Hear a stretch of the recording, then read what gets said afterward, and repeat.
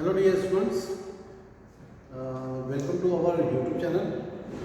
As you know, we are studying about integral transform and we have seen so many properties and transformations of beta and gamma function. We are studying about beta and gamma function.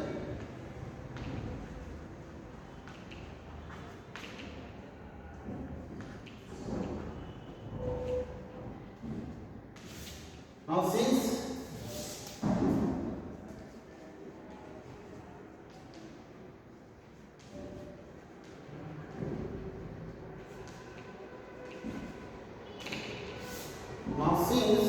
we are studying about beta and gamma function, we have completed our theory part in which we have studied about the definition of beta and gamma function, and after that we have seen the properties of beta and gamma function. Now, after looking at properties of beta and gamma function, we have seen about the transformation of beta function. We have seen so many different phases of beta function in previous lectures.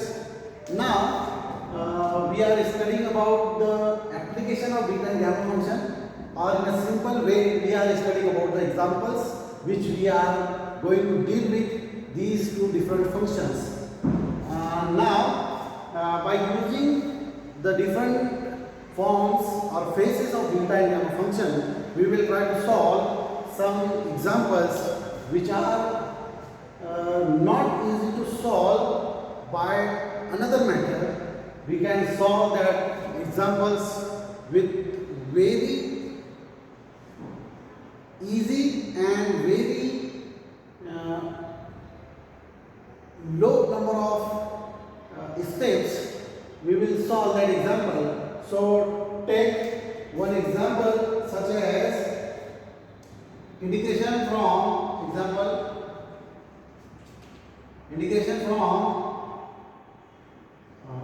let I is equals to integration from 0 to 1 x raised to 4 1 minus x raised to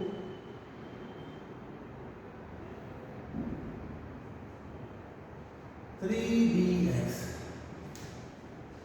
Now, this is integration I given as integration from 0 to 1 x raised to 4 1 minus x bracket cube dx. If we want to solve this example by integration by parts by using Lie method, we will solve this example definitely, but it requires too many steps to solve this example. So, to come over this number of steps, we can use the definition of beta function, which will help us to solve this example very easily, since we know that beta of mn integration from 0 to 1 x raised to m minus 1 1 minus x raised to n minus 1 dx. We knew this definition because we have studied in previous lecture too many times. Now we are going to solve this example with the help of beta function. Remember one thing, we have or we know the method to solve this example in lower classes, but with the help of the special beta function and gamma function, we can solve this example very easily and in a very mean time. So, as given here, if we compare equation number 1 and equation number 2, then if we compare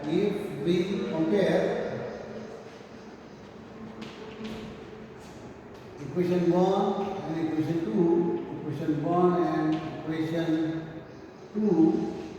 then we will get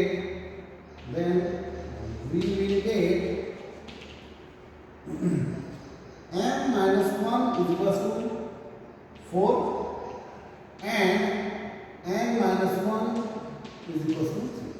Correct? We just compared our both equations and we got m minus 1 is equal to 4 and n minus 1 is equal to 3. Now, if we simplify, we will get m is equal to 4 plus 1, that is 5, and n is equal to 3 plus 1, that is 4. So, we have the value of m is equal to 5 and value of n is equal to 4. Since from equation 2,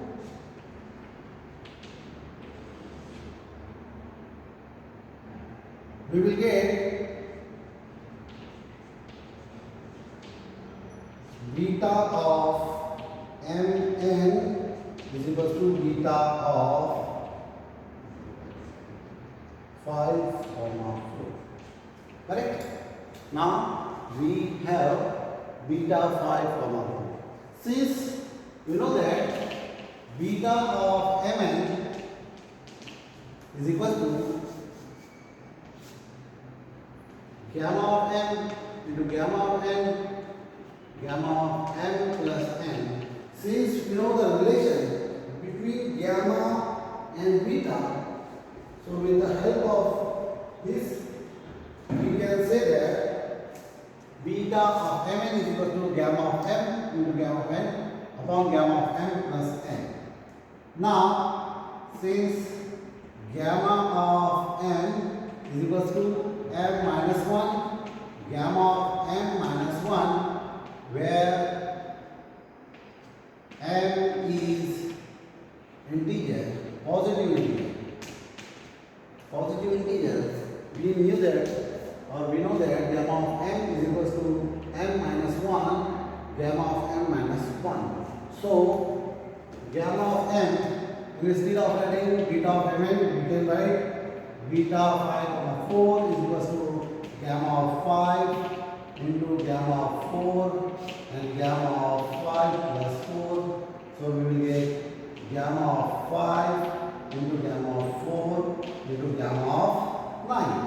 And since gamma of 5 is equal to 4, or we can write it as 5 minus 1 and 5 minus 1 gamma of 5 minus 1 which is equals to 4 gamma 4, and if we write this 4 then 3 then 2 and 1, so we will get 4 3 2 4 is 12 24.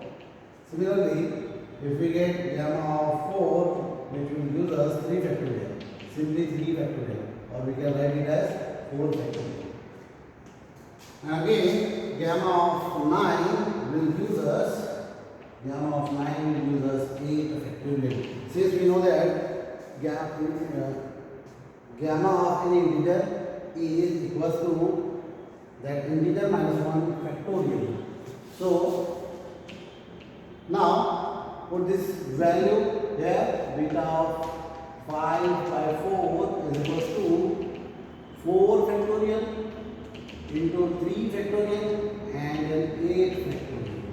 So we will write it as 4 factorial into 3 factorial, or 3 into 2, correct, into 1.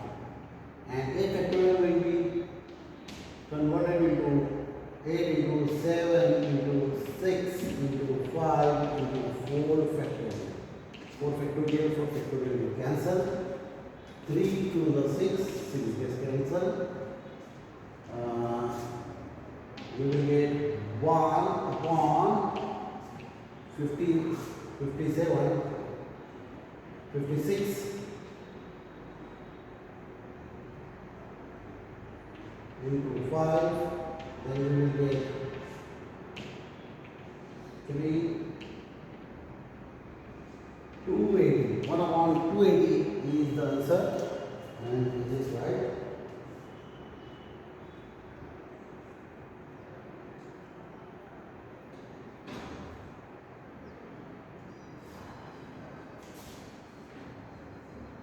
Yes, it is right now. So Let's revise this example. We have to integrate integration from 0 to 1 x raised to 4 into 1 minus x raised to 3 dx. Correct? And we know that the definition of beta function is defined as integration from 0 to 1 x raised to n minus 1, 1 minus x raised to n minus 1 dx.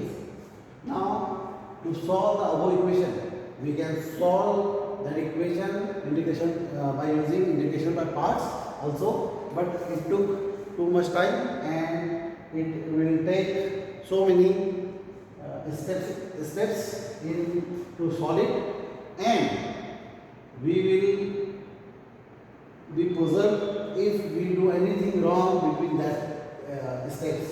So we use directly beta function to solve this example, and beta function is given as integration from 0 to 1 x raised to n minus 1, 1 minus x raised to n minus 1. We compare these both equations and we get n is equals to 5 and n is equals to 4. By using the relation between beta and gamma function, relation between beta and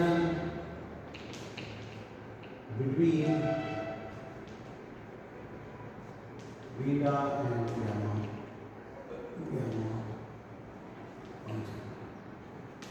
is equals to this. We replace m and n by that integers, and we have just simplified that terms of relation. We got the answer 1 upon 2a. Is it correct?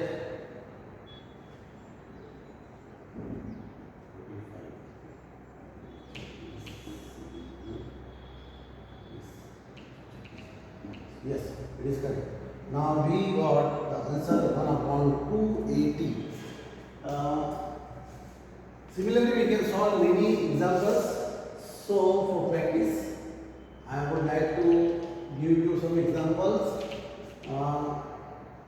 X raised to 3, 1 minus x raised to 4 dx. Similarly, integration from 0 to 1 x raised to 5 and 1 minus x raised to 6 dx. Try to solve these examples with the help of these steps. You can easily solve these examples, and you will get a clear vision how to solve such type of examples with the help of beta function, and it is called the application of beta and gamma function for these examples. In next lecture, we will try to see some more examples based on beta and gamma function. Till then, thank you.